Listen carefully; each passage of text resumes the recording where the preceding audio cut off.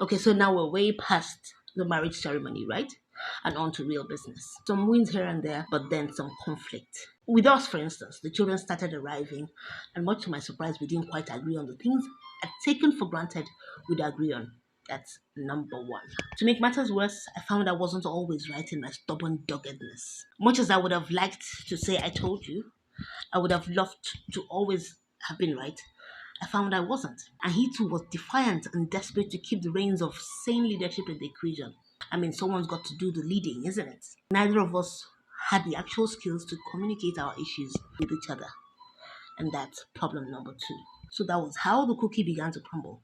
So it is that resentment waltzed into our home.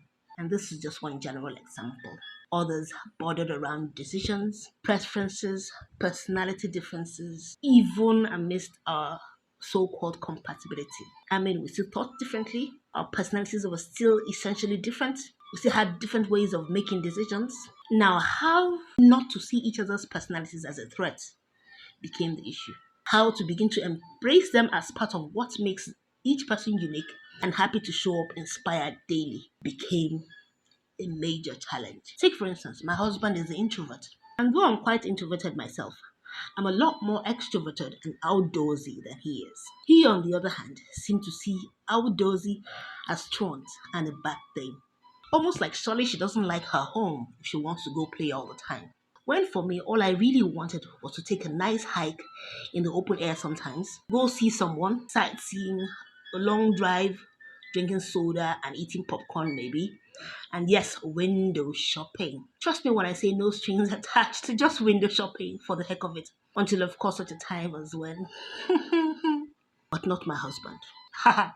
Now that was for the funny side. Now let's talk about what I consider a more serious point of concern and conflict between us. Though largely unspoken, because he never quite voiced it, I got to see this eventually in his prayer journals. So you see, much as I thought this and that and this were our major problems, I began to discover that the actual problems we were having were things that were not obvious to the seeing eye. Things I discovered in his journals. Then certain conflicts we'd had began to make sense. The reasons why. My husband at the time of marrying me had hoped I'd grow, not just accept but embrace ministry matters along with him. At least that I'd come to learn what his challenges were and support him in his challenges, like truly get him when he's gisting me, really get him, really understand him. Like the help meet, the famous help meet that I was supposed to be. But apparently, each time he tried to talk to me, it always seemed to him like he was talking over my head. His scoop was constantly lost to me, pure and simple. Sometimes I'd actually trail away talking about something else, or quickly summarize what I thought he was saying, and I'd be dead wrong and not know it. Totally insensitive. Now that's our problem number four. Wasn't long before he began to feel he'd married the wrong woman. Plus, it was about other things and heavily invested in those things. You apply yourself to certain things, and you get so much satisfaction from doing them that you go back to do them again, again, again. Those become your points of affirmation. Those things begin to affirm you. In walks Mr. Resentment. Why did she marry me then? For a mere certificate? Obviously, she isn't committed to me. To the children, yes, but certainly not to me. I didn't even know how to constantly hold him up in prayers, nor did I have the time. And he desperately needed me to fill these shoes, especially with him doing active missions work in the remotest of places. We had certainly become a dissonant couple. With hindsight now, I dare say, I see how I was barely meeting any of his real needs, yet I was so lost in my own solo world to even know it. Cooking, cleaning, taking care of the kids, his superficial needs, and my business. What's left of me afterwards? A spent wife who could barely be there for her husband 24 hours, 7 days a week. How can two work together except they be agreed? So, with Mr. Resentment came an accompanying foulness of everything else. Before I knew it, I couldn't recognize my marriage anymore. Things went downhill then on real fast.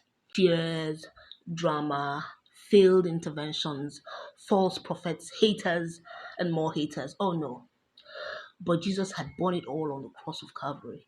It was He who stayed me with His word, with dreams, teachings, leading me to amazing resources as I gulped it all voraciously.